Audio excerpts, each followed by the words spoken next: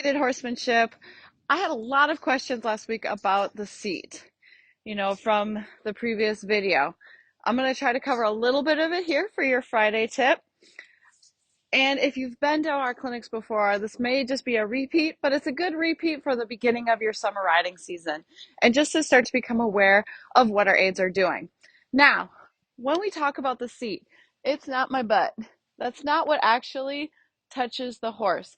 I want you to think of what actually is in contact with the horse when you think of seat. Now, when I talk about seat, to be pretty where it's at, it's from one knee all the way to that other knee. When you're sitting on that horse, that is what is actually in contact with your horse. That probably covers the most surface area when you are riding your horse. And that's what creates the posture or the bend that we talk about in the horse. Now, there is a feel in the reins, there's a feel in your calves, that all is involved also, but it really truly begins with your seat. And what shape is your seat in when you're helping that horse create that bend? Now I'm going to show you something both off. Here's it without anything. Then I'm going to show you another demo of my little training aid that we use here at the farm and a lot of times at other clinics. And then I'll also show you on the horse kind of what that all looks like. And it's just something for you to start to become aware of and start thinking of when you're riding, and look how much that affects all of your other aids. All right, here's one of our little training aids that we use to help with our riders and their seats and to become a little bit more aware. If you come to a clinic here at the farm, which those dates are coming out the first weekend in May, I'll put that on the end of this video also so that you can see. But we'll also be doing in St. Croix Falls here in May, and then also in Kelowna, Michigan. I will make sure I repeat those dates along the Facebook group page and hopefully at the end of this video. But this is one of the things that we use to help riders so that way we don't always have to be on the horse. And you can really see how your seat affects. If you can see, it rotates and goes up and down. So I'm going to hop on it. And so you can see right from one knee almost to that other knee, that is where my seat is in contact.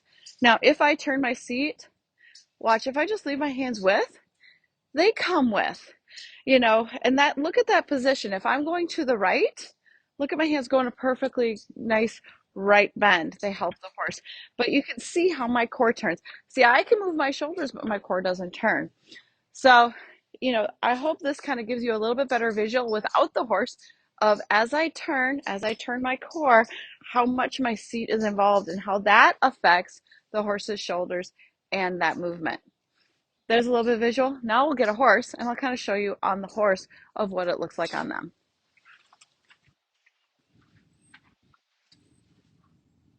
All right, I got a horse. Before I hop on real quick, I just wanted to show you as much as I could is look at, and I'm going to try to have him stay right onto you. Try to get in the same position.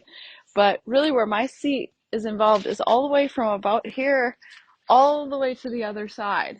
So you get that, you can see how much I'm in contact with the horse, or I hope to be in contact with the horse as I ride. And with it being so nicely in the middle there, that's where we can start to shape the horse and really get, into the rib cage, into the shoulders, and create some of that movement from there. Everybody, now I'm on the horse. So I'm hoping you can see that contact. It goes all the way from this knee all the way over to this knee as my horse covers the shot. So that way, when I turn and I move and I turn my belt buckle and I turn my seat, we really work on those shoulders and we work on that rib cage. So I hope that gives you guys a better visual of what the seat aid is and how it functions as we create that bend from last week's tip. Thank you guys. Have a great weekend. Hey everybody, I just wanted to say one last thing is I will be putting up the next couple clinics that we will be doing. One will be here at the farm the first weekend in May. And I only allow 8 riders at this clinic, 6 to 8. I like to keep them small because I really enjoy doing a lot of more individual attention for you and your horse. I'm also going to start the online course again. I'm hoping to start in April. If you're interested, please get a hold of me through Facebook, or you can also email me at info@gatedhorsemanship.com.